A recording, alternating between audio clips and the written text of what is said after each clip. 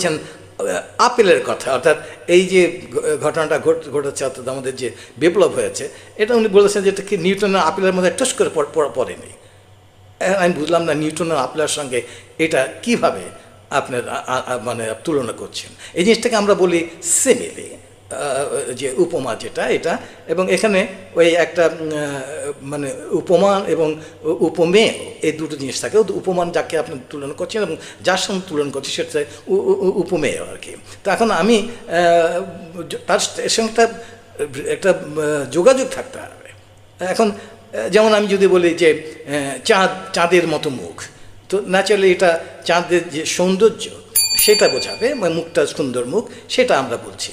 আমি যদি বলি প্যাঁচার মতো মুখ, ওটা সে পজিটিভ হয়ে গেল। এখন প্যাঁচার মতো মুখ যদি বলি তো এটা নেগেটিভ হচ্ছে, অর্থাৎ যেটা কুৎসিত আর কি মুখটা সেটা প্যাঁচার মতো। তো এইগুলো হচ্ছে সিমিলি।